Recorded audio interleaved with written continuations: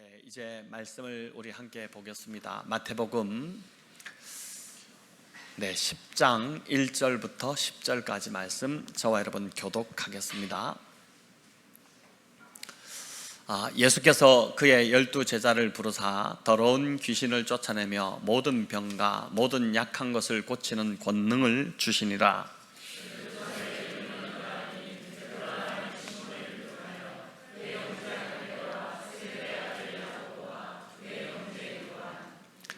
빌립과 바돌로메, 도마와 세리마테, 알페오의 아들 야고보와 다데오.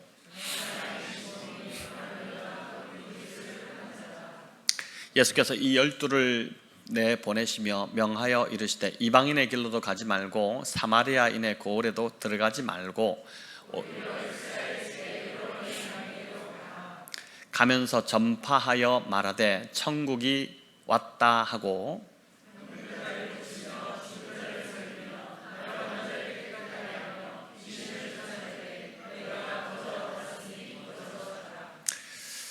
너희 전대에 금이나 은이나 동을 가지지 말고 여행을 위하여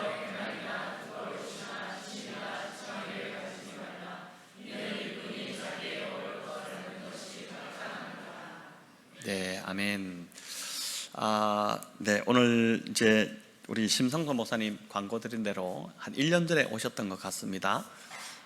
오늘 또 귀한 말씀으로 일부에도 참 많은 은혜가 있었는데 또 귀한 은혜의 시간이 될 줄 믿습니다. 지금 이제 미국의 시애틀 커클랜드 이제 중앙교회를 담임하고 계신데 한국 일정으로 이제 들어오셨다가 또 저희 교회에 들리셔서 오늘 또 귀한 말씀을 나눠주시게 되었습니다. 감사드리고 우리 박수로 좀 환영하도록 하겠습니다.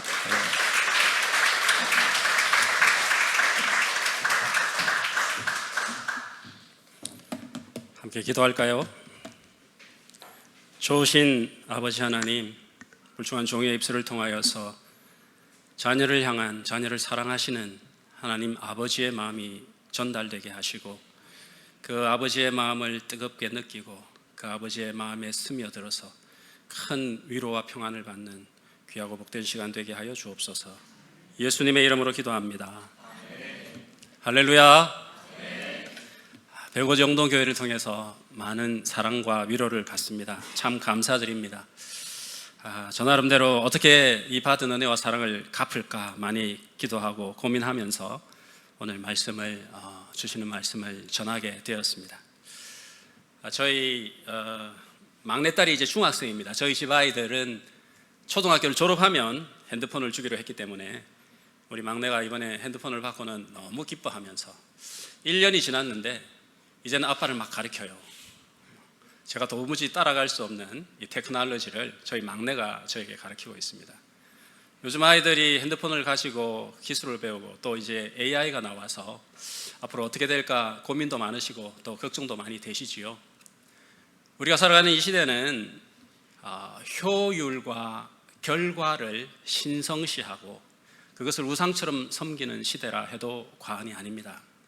그렇지 않습니까? 모든 일을 할 때 무슨 일을 하든지 여러분 직장에서도 효율이 있어야 되고 결과가 나와야 되기 때문에 많은 분들이 스트레스를 받죠. 이 일은 가정에서도 마찬가지고 이 일은 심지어 교회에서도 마찬가지입니다. 이제 AI가 그런 모든 효율과 결과를 인간을 대신하여 최상으로 만들어내기 때문에 우리 사람들은 이제 변두리 취급을 받게 되죠. 모든 직종들을 빼앗기고 이제 무슨 일을 해야 될지 고민해야 될 그런 상황에 처하게 되었습니다. 여러분, 이런 시대를 살아가는 저와 여러분 우리에게 이 복음은 어떤 의미가 있는가? 예수를 믿는 우리가 이 AI 시대를 어떻게 이겨내고 극복할 수 있는가?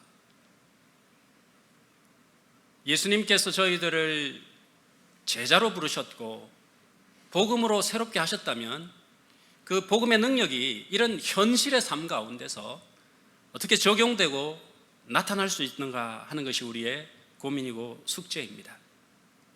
저와 여러분 우리를 예수 그리스도의 제자라고 규정한다면 이 제자들에 있어서 가장 중요한 정체는 우리가 부르심을 받았고 또 보내심을 받았다라는 사실입니다. 오늘 이 마태복음 10장에서는 예수님께서 제자들을 부르시고 또 제자들을 보내시는 장면이 나타나고 있기 때문에 이 구절 안에 굉장히 중요한 우리에게 도전이 되는 말씀들이 압축되어 있다 해도 과언이 아니지요. 오늘 1절부터 보시면 12제자를 부르십니다. 그리고 그들에게 권능을 주셨다고 했습니다. 모든 더러운 귀신을 쫓아내고 또 모든 약한 것과 병든 것을 고치는 능력을 주셨습니다. 그리고 난 다음에 그들을 바로 파송하는 내용이 나오죠. 그들을 사도란 말을, 아포스톨이라는 이 말은 보내심을 받았다라는 뜻입니다. 우리가 눈여겨봐야 될 장면이 뭐냐 하면 부르시자마자 주님이 이들을 보내신다라는 것입니다. 부르심과 보내심이 동시에 일어나고 있다라는 사실을 우리가 좀 주목해서 보아야 합니다. 대개 우리가 생각할 때 우리는 부르시면 제자로 좀 잘 양육을 시켜서 훈련을 거쳐서 때가 되면, 준비가 되면 보내실 거다라고 생각을 하는데, 오늘 말씀에서는 부르시자마자 바로 보내십니다. 왜 그렇게 하실까요? 그래서 오늘 이 부르심과 이 보내심에 대하여 질문을 한 가지 우리가 꼭 던져야 합니다. 지금 예수님께서 이들을 보내실 때 이 제자들을 임시로, 인턴으로, 교생 실습처럼 한번 나가봐라. 그래서 인턴십의 파송, 마치 단기 선교처럼 가서 잠시만 가보고 와라. 이렇게 이제 우리가 이해를 하게 됩니다. 이게 중요한 이유가 왜냐하면 저와 여러분 우리도 똑같이 예수 그리스도의 제자로 에클레시아, 교회로 부르심을 받았습니다. 그리고 예배를 마치면 우리는 세상으로 이제 파송되고 보내심을 받습니다. 그런데 보내심 받는다라는 이 사실에 대하여 우리가 굉장히 취약한 이해를 가집니다. 무슨 말이냐 하면 우리가 아직 준비되지 않았기 때문에, 우리를 보내시는 세상의 삶 속에서 마치 우리가 스스로 우리는 인턴 아닌가, 우리는 교생 실습 아닌가, 이런 생각을 가지고 나가게 되죠. 그런 인턴과 교생 실습에게는 뭐가 필요가 됩니까? 너희들의 역량과 자질을 거기서 테스트해봐라. 최선을 다해서 해보고 잘 되면 좋지만 또 못 돼도 어쩔 수 없는 거지. 왜? 실습이니까요. 인턴이니까요. 그런 생각을 가지고 우리가 세상으로 나가게 되면 결과가 뭘까요?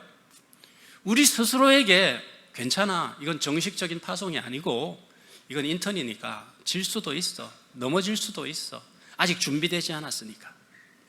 그럼 언제 우리는 준비되겠습니까? 언제 우리는 정식으로 파송받아서 준비되어서 나갈 수 있겠습니까? 그런 사람은 마치 목사나 선교사들만 나가는 것이고, 우리는 늘 삶의 현장에서 괜찮아, 아직 준비되지 않았으니까.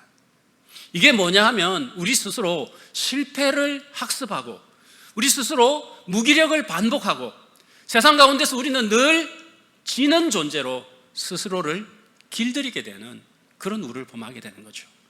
오늘 우리는 이 말씀을 통해서 우리에게 던져야 될 중요한 질문이 하나 있습니다. 첫 번째 질문이, 이 보내심은 과연 인턴십, 단기적인 임시의 파송인가, 아니면 완전한 파송인가? 여러분, 이 질문을 한번 가지고 오늘 말씀을 생각해 보려고 합니다.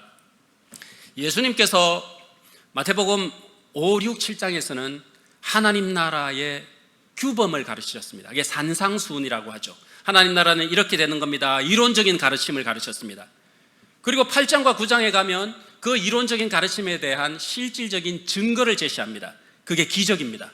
예수님께서 병을 고치고 귀신을 내어쫓는 실제 기적들을 보여주셨습니다. 잠시 보여주시는가 싶더니 오늘 10장에서는 제자들을 불러서 파송을 시키는 겁니다.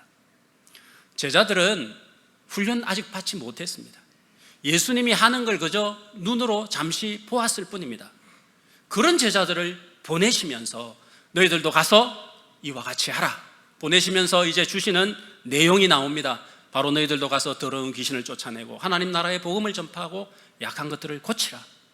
주님이 했던 것을 너희도 똑같이 하라는 겁니다. 제자들에게 뭐가 요구될까요?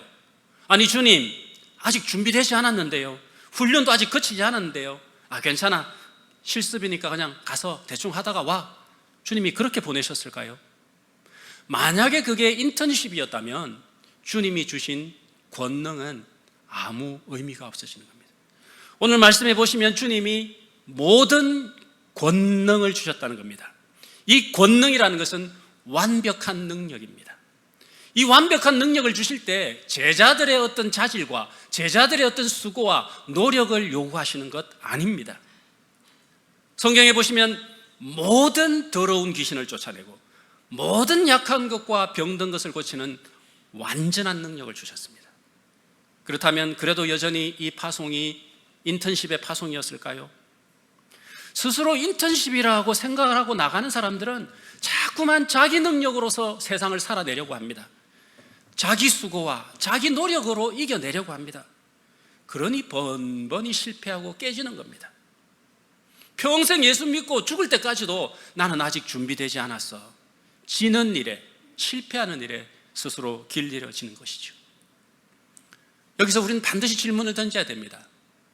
우리를 보내심은 임시적인 인턴십의 파송일까요? 그렇지 않습니다. 이 권능이라는 말과 인턴십이라는 말은 대조되는 단어가 틀림없습니다. 권능을 주실 때에는 주님이 완전한 능력으로 파송하시는 겁니다. 정식 선교사처럼 제자들을 세상에 보내시는 것이죠.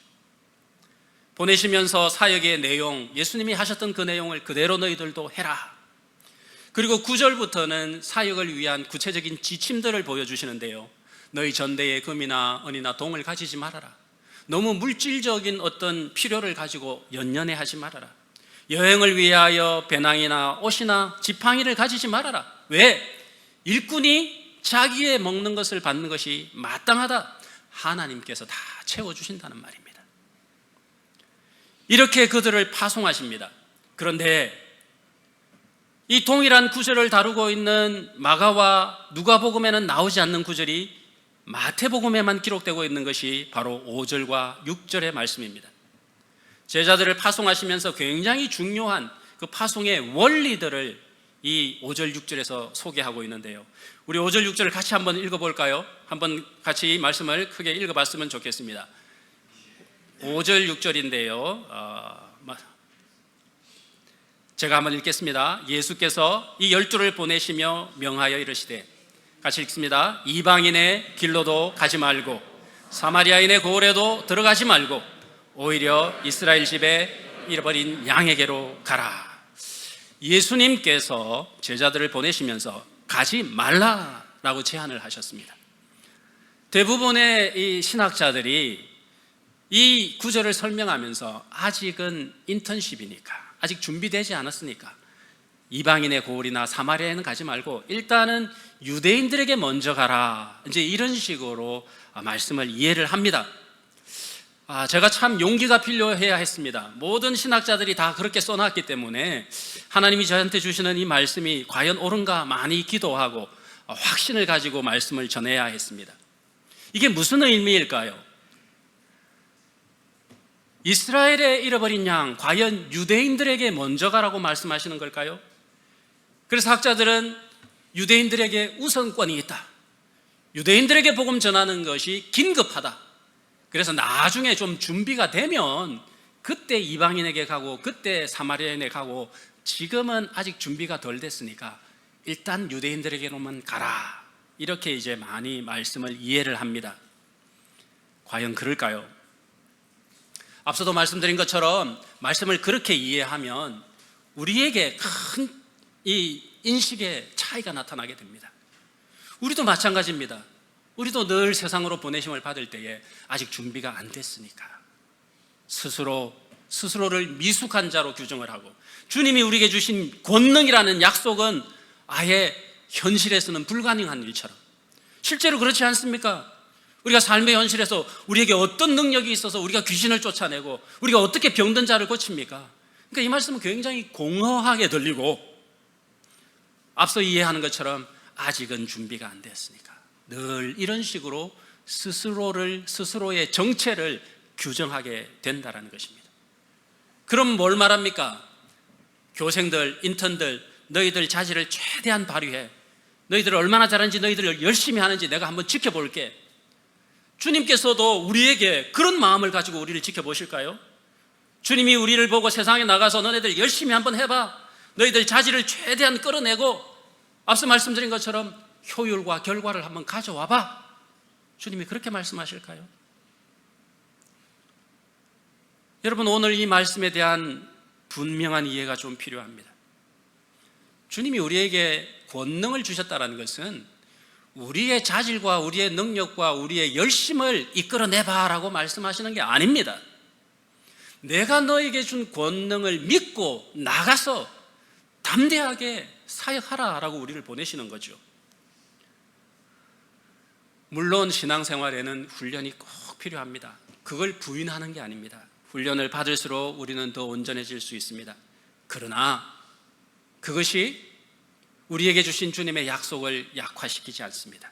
이게 충돌하는 개념 같지만 주님이 우리에게 주신 권능을 믿고 그 권능이 발현될 수 있도록 내가 더 열심히 훈련하는 것, 바로 이것이 꼭 필요한데, 우리는 주님이 주신 권능은 믿지 않고 계속 내 안에 있는 자질만을 훈련시키려고 하니까 그게 공허해지기 시작한다는 거죠.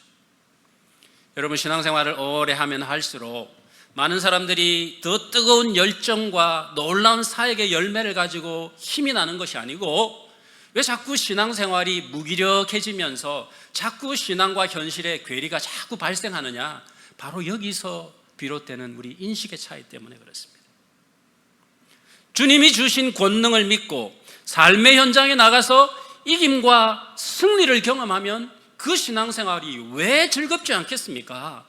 무슨 일을 하든지 하나님이 나를 도우셔서 거기서 열매가 나타나면 신앙생활을 하면 할수록 기쁘고 즐겁고 충만해지는 것인데, 그렇지 않고 내 힘으로 하려 하니까 자기 스스로도 인정받지 못하고 나는 왜 이거밖에 안 되지, 사람들로부터도 결과에 대하여서 인정받지 못하고, 그러니 자꾸 위축되고 신앙생활도 뒷걸음질 치게 되는 것이죠.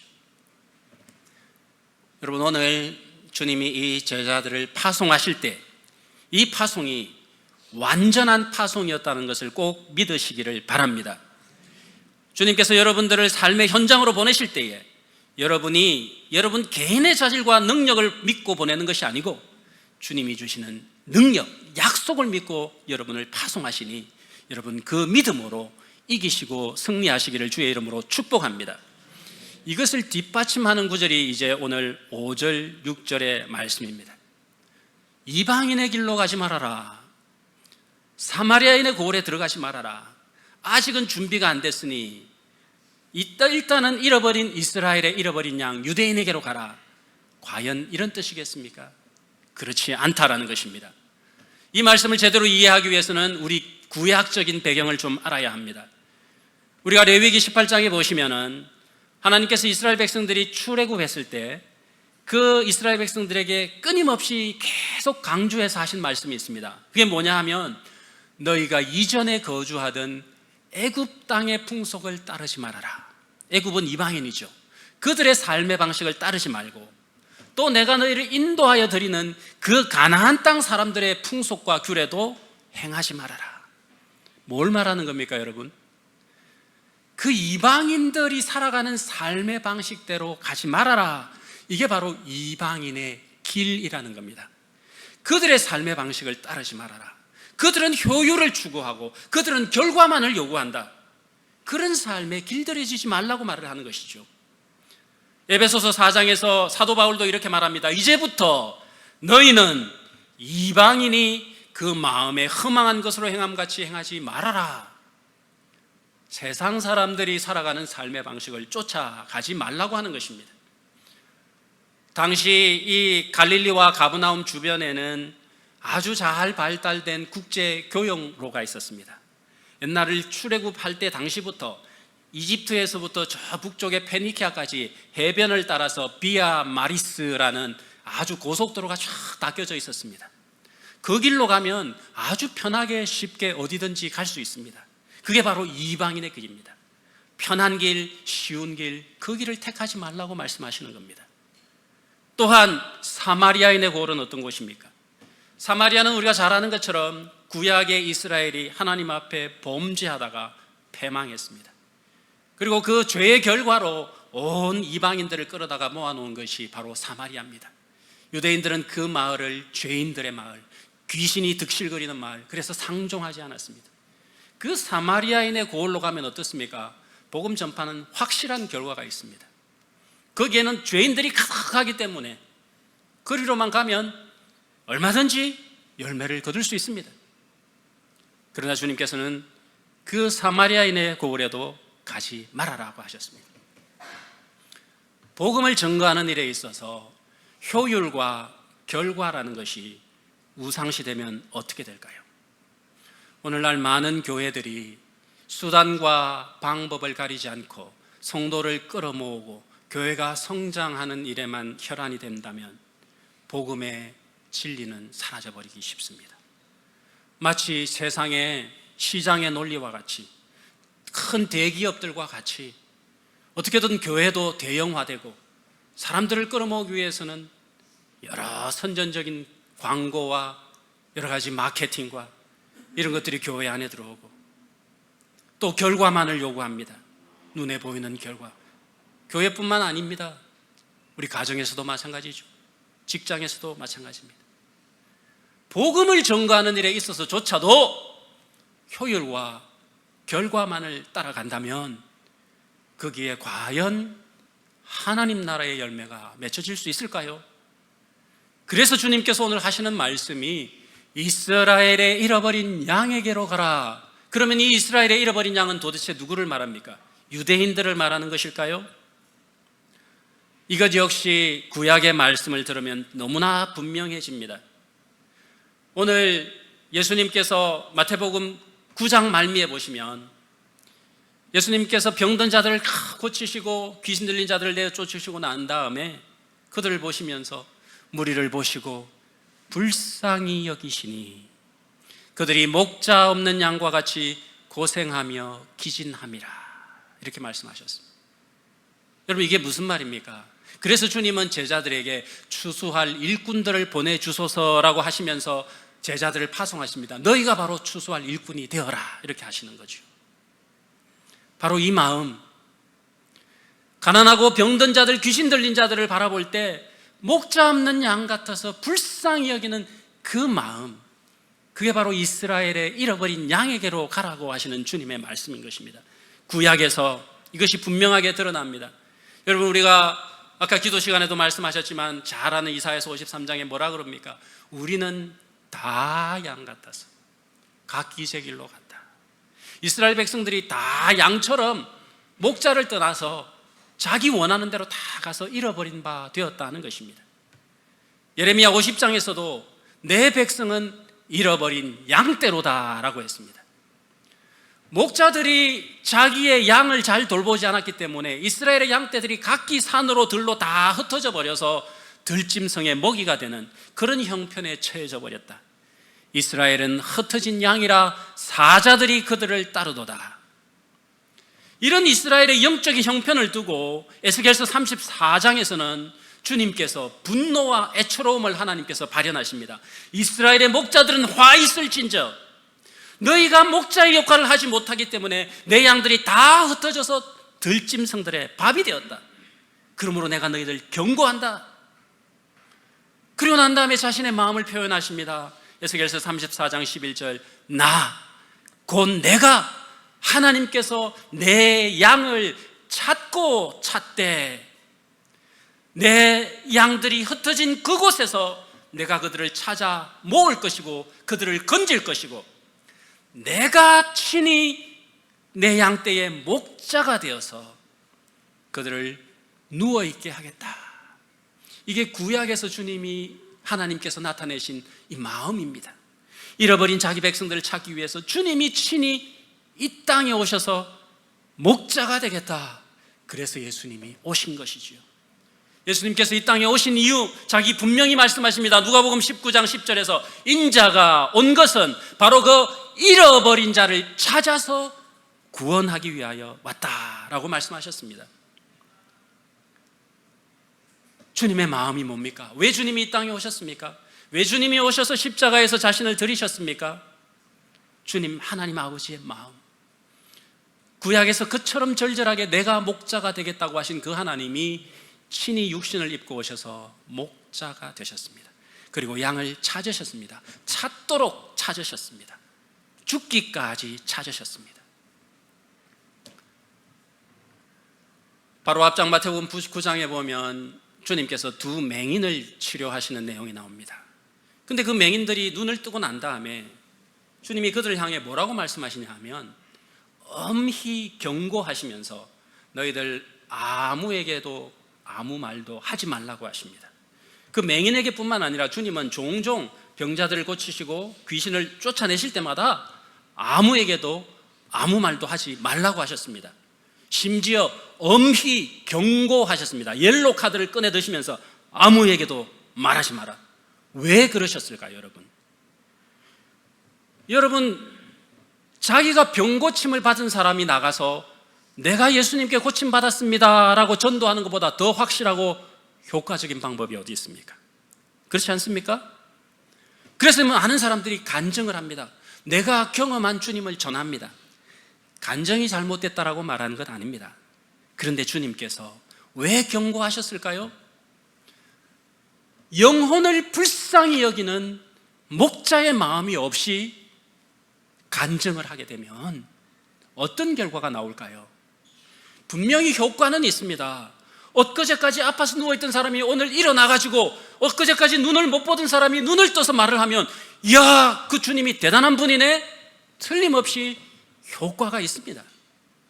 근데 왜 주님 그걸 경고하셨을까요? 목자의 마음이 없이 하면 안 된다는 거죠. 왜 안 될까요, 여러분? 내게 영혼을 불쌍히 여기는 마음이 없이 자기를 간증을 하면 그건 쉽게 자기 자랑이 되기 쉽습니다. 자기는 아닐지라도 자신도 모르는 사이에 내가 이런 영적인 은사를 경험해서 영적 과시가 될 수 있습니다. 또 목자의 마음이 없으면 그걸 듣는 사람은 상대적인 박탈감을 느끼게 됩니다. 저 사람은 저렇게 하면서 왜 나한테는 경험을 안 주시지? 은혜를 안 주시지? 그러나 목자의 마음을 가진 자가, 나처럼 고통당하는 저 한 사람이 너무나 힘들게 있는 것 보면서 주님이 나를 고치신 것처럼 저분도 하나님께서 고칠 것이라는 그 뜨거운 눈물을 가지고 간증을 하면 그 간증보다 귀한 간증이 어디에 있겠습니까? 효율과 결과를 따라서 가지 말아라. 그리스도의 뜨거운 심장을 가지고 가라고 주님 지금 말씀하시는 거죠. 세상의 방식처럼 효율과 결과를 따르지 말고 주님의 마음, 하트를 가지고 가라고 말씀하시는 것이 이스라엘의 잃어버린 양에게로 가라 하시는 말씀입니다. 주님이 오셔서 우리 빌립보서 2장에 너희 안에 이 마음을 품으라 곧 그리스도 예수의 마음이니라고 하지 않습니까? 많은 분들이 그 마음을 겸손의 마음이라고 오해를 하십니다. 주님이 하늘 보좌를 버리고 이 땅에 낮아지셨으니까 겸손하셨다. 맞습니다. 그러나 그 마음은 긍휼의 마음이 나타난 결과가 겸손입니다. 본래 주님이 왜 내려오셨습니까? 하늘 보좌를 버리고 이 땅에 내려오신 이유는 바로 그 잃어버린 양을 향한 불쌍히 여기는 마음 때문에 내려오신 거예요. 우리에게 하시는 말씀이 이 마음을 너희도 가지라. 한 영혼을 불쌍히 여기는 이 마음을 너희도 가지라 라고 말씀하시는 거죠. 그런 마음을 가지고 나아가는 자에게 주님이 모든 것을 제공하십니다. 권능을 주시고 모든 필요를 채워주시고 하나님의 은혜를 바라볼 때에 하나님이 때를 따라 채우시는 능력을 주셨다는 것이죠. 사랑하는 우리 성도 여러분, 여러분들이 삶의 현장으로 나아갈 때에 주님이 우리를 보내셨다라는 사실을 기억하고 나아갈 때에 우리가 주님만 바라보고 주님만 의지한다면 왜 거기에 능력이 나타나지 않겠습니까? 왜 거기에 결과가 나타나지 않겠습니까? 자연스럽게 효율과 결과가 따르게 되어 있습니다. 그러나 하트가 없이 나아가고 효율과 결과 자체를 목적으로 하고 우리가 행한다면 우리는 실패하고 넘어지거나 아니면 교만하거나 좌절할 수밖에 없다라는 것이죠. 이처럼 이스라엘의 잃어버린 양을 찾고자 하시는 주님의 마음은, 하나님의 마음은 신약에서 예수님의 비유를 통하여 잃어버린 아들을 찾고 잃어버린 보화를 찾으려는 말씀으로 이어지고 있습니다. 여러분, 바로 그 마음이 잃어버린 자녀를 찾으시려는 아버지의 마음이라는 거죠. 중국의 구어광탕이라는 발음이, 제가 좀 중국 발음이 안 되면 구어광탕이라는 분이 1997년이면 언제입니까? 한참 오래전이죠. 그때 자기의 아들을 잃어버렸습니다. 자기 아들이 납치가 되자 이분이 오토바이 하나에다가, 오토바이 뒤에 자기 아들 얼굴을 인쇄해서 깃발을 하나 달고 그 아들을 찾기 위하여 중국 전역을 오토바이를 타고 달리셨어요. 그래서 50만 킬로를 달렸다고 합니다. 그 50만 킬로를 달리는 동안에 오토바이 10대가 폐차되고 새롭게 바꿨다고 합니다.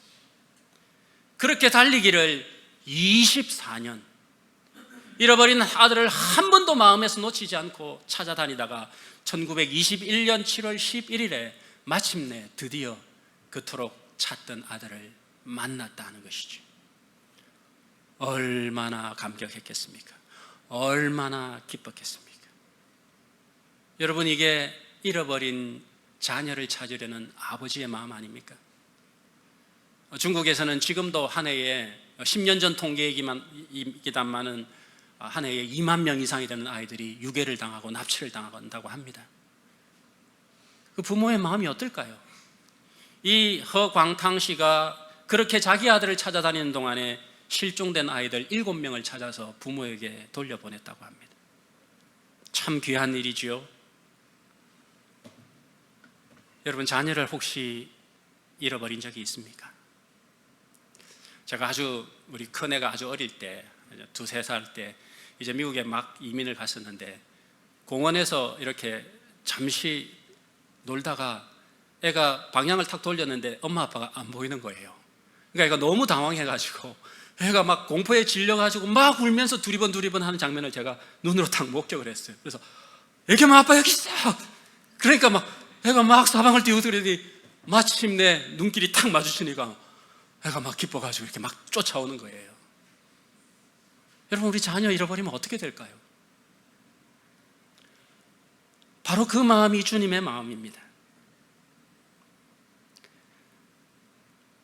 제가 우리나라에서 그 삼풍 백화점이 무너지는 때가 있었죠. 우리 젊은 분들은 아직 잘 모르실지 모르겠습니다만은 아주 오래전 일입니다. 97년인가 제가 정확한 기억은 안 나는데 그 삼풍 백화점이 무너지는 그 자리에 제가 있었어요. 1시간 간격으로 제가 나오고 1시간 후에 무너졌습니다. 제가 그 삼풍 백화점 평생에 그때 처음 딱 갔습니다. 그리고 그 다음날 아침에 저는 영국 캠브리지에서 그 사진을 신문을 통해서 보았습니다. 제가 캠브리지로 영국 도망갔던 이유는 저희 아버지가 하도 저에게 목사가 되라고 너무 재촉을 하셔서 아버지를 피해서 도망을 갔습니다. 그래서 탕자처럼 영국에서 1년 동안 살면서 돈도 다 떨어지고 이제 뭐 어떻게 할 도리가 없어서 접시를 막 닦고 나중에는 막 그 마른 바게트 빵을 물에다가 푹 풀어가지고 마시면서 눈물이 주르르 흐르는 거예요. 내 아버지 집에는 곡식이 많은데 너무 배가 고프고 힘들어서. 그러고 있던 찰나에 딱 제가 탕자 아닙니까? 그러고 있던 찰나에 그 영국 캠브리지의 넓은 들판에 아무도 없는 그 오솔길에서 저를 딱 찾아오시는 주님과 정면으로 딱 마주쳤습니다. 너무 지쳐서 힘들어서 그러고 있는 사이에 저를 고등학교 때 제자 양육해 주신 목사님이 그 자리에서 딱 마주쳤어요. 저를 찾아오신 하나님. 그날 밤 캠프장에서 함께 예배드리면서 하나님이 저를 깊이 만지시는 은혜를 경험했습니다. 저는 하나님의 아들로 찾은 바 된 것이지요. 여러분, 하나님께서 우리를 잃어버린 양에게로 가라 하시면서 보내실 때 여러분, 우리를 누구에게 보내시는 걸까요? 제자들에게 너희들 가서 추수할 일꾼이 되라 하실 때, 보내주소서 할 때 누구에게 보내시는 거겠습니까? 너희들이 바로 그 추수할 일꾼이 되라 하신 것처럼 주님은 우리를 보내실 때에 먼저 우리에게로 보내십니다. 우리 자신에게로 보내십니다. 그게 무슨 말입니까? 너희가 누군지 알아라. 너희는 나의 자녀들이다. 나의 잃어버린 자녀들이다. 나의 아들로 발견되기까지 너희들 스스로 찾으라 라고 말씀하시는 거죠. 제 경험처럼 우리에게는 실패하고 포기하고 주저앉을 만한 수만 가지 수백 가지의 이유들이 있을 수 있습니다.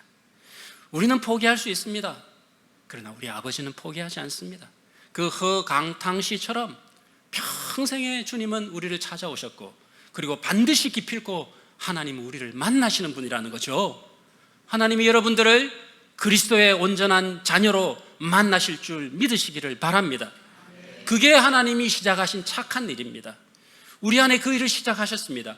예수 그리스도의 온전한 장성한 분량으로 하나님의 성숙한 자녀로 우리를 반드시 만나시겠다고 주님이 약속하셨습니다. 그게 주님이 우리를 보내시는 겁니다, 여러분.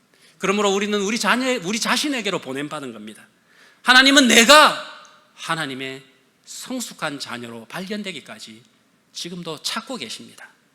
그러므로 여러분, 실망하지 마십시오. 내가 삶의 현장에서 또 실패하고 또 넘어졌다고 해서 주님 우리를 탓하지 않습니다. 주님이 찾아오실 것입니다. 그것을 믿고 여러분 주님을 만나실 수 있기를 바랍니다. 그게 우리를 첫 번째 보내심이라면, 두 번째 보내심은 누구에게 보냄받았을까요?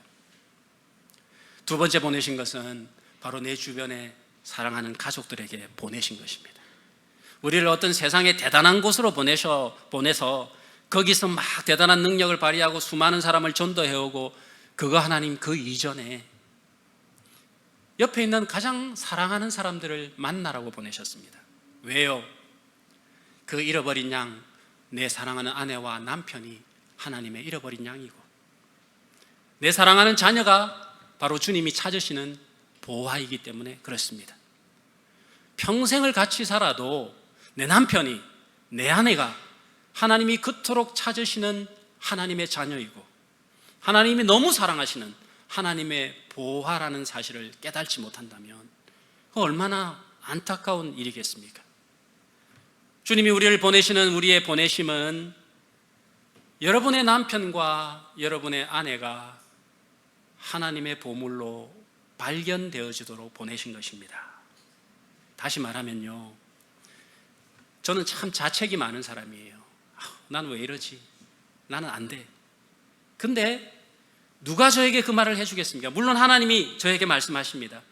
사랑하는 아내가 옆에서, 여보, 아니에요. 당신은 잘하고 있어요. 당신은 정말 하나님이 당신 사랑하시는 것 같아요. 아내가 저에게 이런 말을 해줄 때 제가 힘이 나는 겁니다. 하나님의 음성을 딱 듣고 충만해지면 좋겠지만, 우리는 누군가의 소리를 통해서 그 하나님의 음성을 들어야 되는 거죠. 누굴 통해 듣겠습니까? 목사님을 통해서 듣는 것도 좋습니다. 그러나 가장 사랑하는 사람이 그 말을 해줄 때, 저를 가장 기운 빠지게 하는 때가 언제일까요? 다른 사람이 뭐라 그래도 상관없습니다. 그러나 집사람이, 아내가 저한테 뭐라 그러면 그냥 180도 곤두박질합니다. 언젠가 제가 교회 사역을 하다가 크게 실패한 적이 있습니다. 하나님이 캠브지를 찾아오셔서 주님을 만나고 목사가 되었습니다. 그리고 이제 이민교회를 섬기는 목회를 시작했습니다. 그런데 목회를 열심히 하고 교회가 성장을 했는데 하나님께서 기뻐하시지 않으셨어요. 왜냐하면 저에게 주님의 마음이 없었어요. 저는 효율과 결과를 쫓아서 어떻게 해서든지 많은 사람이 오고, 어떻게 해서든지 설교 잘한다는 소식을 듣고, 어떻게 해서든지 그렇게 해서 내 목회를 하려고 했던 거죠.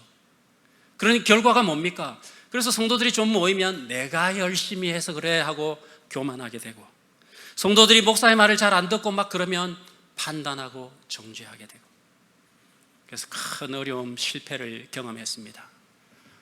이해할 수 없어서 주님 앞에 엎드려서 크게 부르짖으면서 기도했습니다. 주님, 열심히 했는데 왜 이렇습니까? 그렇게 부르짖으면서 기도할 때에 하나님께서 저에게 보여주신 것은 울고 있는 아이였습니다. 아빠를 잃어버린 딸이 울고 있는 모습을 보자 가슴이 무너졌습니다. 아빠가 목회하겠다고 밖에 나가서 막 바쁘게 쫓아다니면서 가정의 자녀들에게 얼마나 상처를 주었는지 그때는 알지 못했습니다. 그 아이의 모습을 보면서 마음이 무너지고, 또한 아들을 잃어버린 아버지의 마음이 보였습니다. 고국에 혼자 남아 계시는 아버지가 늘 아들을 위해서 기도하시는 그 아버지의 마음을 이해하지 못하고 아버지를 아프게 한 그 아버지의 마음을 보일 때 또 무너지고, 결국에는 진정한 목자를 잃어버린 성도들의 마음이 보였습니다. 성도들이 목사에게부터 정죄받고, 성도들이 목사의 목회의 도구로 전락되어 가지고, 그런 성도들을 자신을 위해서 이용했던 그 성도들의 마음을 보면서 하나님 앞에 철저하게 깨어지고 무너졌습니다. 그러고 있던 저에게 아내가 옆에 와서 아내가 저를 붙잡고 기도하는 겁니다. 아내의 그 눈물 때문에 온 마음이 깨어졌습니다. 아내가 이토록 나를 위하여 기도한다라는 사실이 너무나 귀하고 감사해서 아내를 사랑하지 않을 수 없었습니다. 그때부터 저의 삶이 좀 달라진 것 같아요. 목회를 못할 거라고 생각했던 저에게 주님께서 다시 한번 세컨 기회를 주셔서 지금 조그마한 교회를 섬기고 있습니다. 저는 목회를 잘 못합니다. 그런데 이제는 보입니다. 할머니, 할아버지, 한 영혼이 교회에 올 때에, 예배드리러 나올 때 그분들이 얼마나 귀한지 모르겠습니다. 아주 가끔씩 드물게 새신자가 한 사람 찾아오면 그날은 날아갈 것처럼 기쁘고 감사합니다. 한 영혼, 어떻게든지 그들의 마음이 다치지 않도록 그들의 진정한 목자가 되기 위하여 날마다 부르짖으면서 기도합니다. 사랑하는 우리 성도 여러분, 하나님이 우리를 보내신 첫 번째 대상은 우리의 남편이고 우리의 아내입니다. 목자의 마음을 가지고 내 남편을 한번 보십시오. 얼마나 불쌍한지 모릅니다. 밖에 나가가지고 가족들 먹여 살리겠다고 이런저런 소리 들으면서 아침부터 저녁까지 그렇게 애쓰고 있는 남편들, 주님의 마음으로 보셔야 됩니다. 집에 들어온 남편이 아무것도 안 하고 양말 벗어 던지고 보면 저 왼수 덩어리 하면서 미워 죽겠지만 그건 세상의 방식입니다. 돈 잘 벌어오고 집에서도 일 잘하면 최선의 남편인 것처럼 보이지만 그건 세상의 방식입니다. 여러분, 잃어버린 양을 향한 주님의 마음, 그 마음으로 아내를 보시기 바랍니다. 내 아내가 나 하나 믿고 와가지고 자녀들 기르면서 얼마나 수고하고 자기의 꿈과 자기의 길을 포기한 채, 희생한 채 그렇게 평생을 소진하는지, 나를 통하여 위로받지 않으면 이 아내는 어디 가서 삶의 소망을 얻겠습니까? 그들에게 하나님께서 우리를 보내시는 겁니다. 가서 그들의 목자가 되라고 보내시는 겁니다. 우리의 자녀들 효율과 결과를 추구하면서 학교 성적 제대로 안 나오고 내가 너희들을 위해서 이렇게 애써서 돈 벌어서 뒷바라지 하는데 너희들 놀기만 하고 게임이나 하고, 그렇게 보면 화딱지가 나겠지요. 그러나 우리 아이들 이 험악한 세상에서, 학교에서 세상 문화에 이리 치이고 저리 치이고 그 섬세하고 약한 마음이 날마다 얼마나 상처를 받고 있는지 주님이 주시는 마음으로 보면 우리 아이들의 그 고통과 그 눈물이 보이게 됩니다. 그러면 그 아이를 끌어안고 기도하지 않을 수 없습니다. 그런데 반드시 그렇게 해야 되는 이유가 있습니다. 왜냐? 바로 그 아내와 그 남편이 또한 동시에 나의 목자이고 우리의 자녀들이 또한 나 자신의 목자이기 때문에 그렇습니다. 제가 이민 가서 우리 아이들 참 목사 자녀로 참 고생 많이 하고 참 상처 많이 입었습니다. 근데 아빠 뜻대로 잘 안 된다고 애들을 윽박지르고 야단친 적이 참 많습니다. 근데 어느 날 하나님이 보여주시는 그 목자의 마음을 품으니까 우리 아이들이 너무너무 미안하고 불쌍하고, 그래서 우리 큰딸 앞에 아빠가 미안해, 이제 네가 아빠를 위해서 꼭 기도해 줘야 돼. 너의 기도가 없으면 아빠가 진짜 온전한 아빠가 될 수가 없어. 아내에게도 당신의 기도가 없으면 나는 진짜 진정한 남편이 될 수가 없으니 나를 위해 기도해 주세요. 나도 너를 위해서, 아내를 위해서 그렇게 목자로서 기도하겠다고. 그래서 손을 붙잡고 같이 기도합니다. 오늘 아침에도 말씀 전하기 전에 우리 큰딸에게 기도를 부탁했습니다. 아빠가 말씀 잘 전할 수 있도록 아빠를 위해 기도해 줘. 그 기도의 힘이 있기 때문에 제가 설 수 있는 거죠. 사랑하는 우리 백옷 영동교회 성도 여러분, 우리를 향한 보내심이 어디입니까? 바로 가정입니다. 마지막 세 번째로 한 가지 더 얘기하자면, 우리를 향한 보내심은, 지금 여러분 지난주에 큰 홍수가 나서 많은 인명사고가 있었지요. 한 2주 전에 미국에서도 그런 집중호우가 있어서 텍사스에서 수많은 사람들이 희생됐습니다. 300명 이상이 실종되고 사망했습니다. 가슴이 아픈 것은 특별히 거기 여름 성경학교를 하고 있던 캠프에 급류가 들이닥쳐서 어린 여자아이들 30명이 급류에 휩쓸려 희생되었습니다. 미국이 그 일로 난리가 났습니다. 트럼프 대통령이 그 현장에 방문을 했는데 학부모들이 계속 그 여러 번 이 일에 대해서 경고하고 했는데 왜 시스템을 갖추지 않았냐? 트럼프 대통령은 그냥 이건 천재다, 이건 자연재해니까 어쩔 수 없는 일이다 하고 입을 닫게 만들었습니다. 왜 이런 일이 발생할까요, 여러분? 로마서 8장에 보시면 피조물들이 탄식하며 부르짖는다고 합니다. 다시 말하면 이 자연 세계가 고통당하고 있다는 겁니다. 왜 고통당합니까? 왜 뭐라고 부르짖습니까? 하나님의 자녀들이 나타나기를 학수고대하고 있다라고 말을 합니다. 이 말씀은 다른 말이 아닙니다. 사람들이, 세상의 사람들이 아니고, 세상의 효율과 결과를 중요하는 하는 사람이 아니고, 하나님의 마음을 가진 사람들이 나타나기를 기다리고 있다는 겁니다. 그 사람들이 있어야만 자연도 억압과 착취당하는 것을 멈추게 되고, 이 피조세계도 하나님의 다스림 가운데 나아갈 수 있기 때문에 자연이 우리를 향하여 말합니다. 여러분들이 하나님의 자녀들이 되십시오. 다시 말하면 여러분, 우리 삶의 현장에서 우리가 물건을 아끼고, 우리 주변의 자연 환경들을 감사하고 사랑하고, 동물들을 사랑하고, 이런 것들이 우리를 향한 보내심인 것입니다. 하나님 아버지의 마음을 가지고 내게 주신 환경들을 사랑하고 물자들을 아끼고. 말씀을 정리하겠습니다. 주님이 내가 이 땅에 이스라엘의 잃어버린 양들을 위하여 보내심을 받았다, 이 땅에 오셨습니다. 그리고 주님이 선한 목자가 되셨습니다. 주님이 우리의 목자가 되셔서 우리를 날마다 푸른 초장과 실만한 물가로 인도하십니다. 또한 뿐만 아니라 우리가 사망의 엄청난 골짜기, 이 세상의 치열한 경쟁터, 효율과 결과만을 중시하는 그 음침한 골짜기를 지날 때에도 주님이 우리의 지팡이와 막대기가 되셔서 우리를 보호해 주신다고 약속하셨습니다. 거기다가 주님이 너희 안에 이 일을 시작한 하나님께서 그리스도의 날까지 이루신다라고 약속해 주셨습니다. 이게 우리의 믿음입니다. 십자가 군병이 된다라는 것은 이 믿음을 가지고 싸움터로 나가는 겁니다. 내 능력을 가지고 나아가는 게 아니죠. 주님이 주신 권능의 약속을 가지고 나아가서 믿음으로 만나는 겁니다. 누구를 만납니까? 나 자신을 만납니다. 의기소침하고 좌절해 있는 나 자신을 만날 때 나 자신에게 말하는 겁니다. 너 하나님의 자녀야. 하나님이 너를 사랑하셔. 내 자녀에게, 내 아내에게, 내 남편에게 그렇게 전달하는, 그게 복음을 전하는 겁니다. 남편이 지쳐 돌아올 때 여보, 하나님이 당신을 사랑하세요. 오늘도 얼마나 수고가 많으셨어요. 하나님이 반드시 당신을 통해서 일하실 것을 믿어요.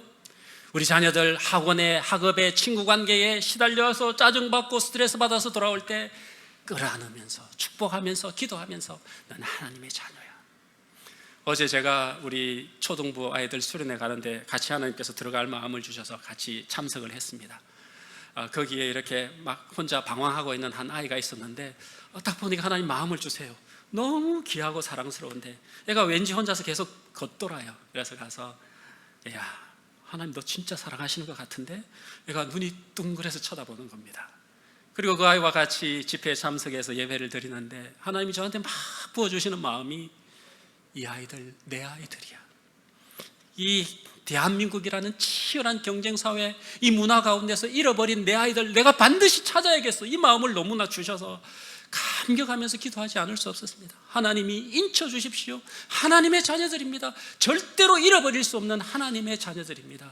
하나님의 것으로 새겨 주십시오. 여러분, 우리 자녀들을 위하여 그렇게 기도하시기 바랍니다. 그게 우리의 보내심입니다. 그때 하나님께서 우리에게 주신 약속이 뭐겠습니까? 우리 하나님은 99마리 양보다 잃어버린 그 한 양을 찾으시는 그 기쁨 때문에 기뻐하시며 잔치하시며, 돌아온 그 탕자 한 영혼 때문에 하나님 잔치하시는 하나님, 이 백옷 중앙교회에 그런 하나님의 기쁨과 잔치가 늘 충만한 교회가 되시기를 바랍니다.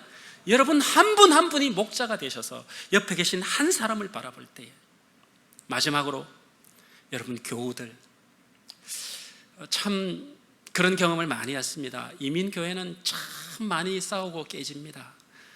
너무 기대가 너무 커서 이민 와가지고 만나니까 얼마나 반갑습니까? 이해해 줄 사람이 서로 교민들밖에 없으니까 너무 처음에 가깝게 친해지는데 조금 지나면 틀어지기 시작합니다. 아니, 네가 나한테 어떻게 그럴 수가 있어? 그래서 이민교회는 수없이 깨지고 싸우고 이렇게 깨어집니다. 그런데 여러분, 목자의 마음이 주어면 어떻게 될까요?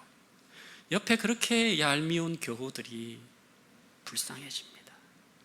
얼마나 힘들었으면 저렇게 됐을까? 그럴 만한 이유가 있었겠지요. 이게 복음입니다. 막 그렇게 막 깽판을 치고 이해가 안 되고 막 짜증나는 누군가인데, 하나님 그 영혼을 품고 기도하면 하나님이 그 영혼이 울고 있고 고통당하는 모습을 보여주십니다. 내가 꼭 필요하기 때문에 하나님이 나를 이 사람에게 붙여주셨구나. 그 말도 안 되는 욕을 하고 싸우는 그 사람에게 가서 손을 붙잡고, 집사님, 하나님이 당신을 사랑하세요. 한 성도가 기억이 나요. 저희 교회 집사님 한 분 어릴 때 참 힘든 일이 있었나 봐요. 제가 그 집사님을 만났는데 제 면전에서 막 욕을 하면서 일어선 적이 한 번, 두 번, 세 번, 7번까지 그런 일이 있었어요. 그런데 어떻게 해요? 집에 가서 기도하면 하나님이 찾아갈 마음을 주세요. 정말 힘들지만 찾아가서 집사님하고 문을 두드리면, 또 이 집사님이 그런 분들이 마음이 약해요. 찾아오니까 아이고 목사님 잘못했습니다 하고, 근데 또 그래요. 그럼 두 번, 세 번 하면 더 이상 가기 싫죠. 근데 그때 주시는 마음이 성령의 마음입니다. 그리고 그 마음에 순종하는 것이 성령에 순종하는 겁니다. 찾아가서 집사님, 그러니까 이분이 그럽니다. 목사님, 제가 어릴 때 너무 힘들었어요. 아버지가 형님만 이렇게 하고 나는 원양어선을 타고 너무 힘들었어요. 그 얘기를 듣는데 마음이 무너지는 겁니다. 너무 불쌍한 겁니다. 그래서 끌어안고, 집사님, 그래도 하나님이 집사님 사랑하세요. 같이 기도하고. 최근에 그분이 췌장암 투병을 하시다가 돌아가셨습니다. 돌아가실 때 마지막으로 전화를 해서, 목사님이 꼭 와주셨으면 좋겠습니다. 여러분, 우리 한 사람만 얻으면 되지 않겠습니까?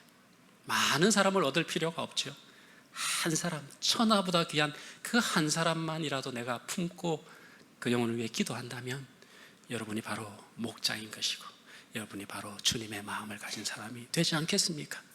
이 기쁨을 누리시는 우리 백오정동교회 모든 성도 되시기를 주님의 이름으로 축복합니다.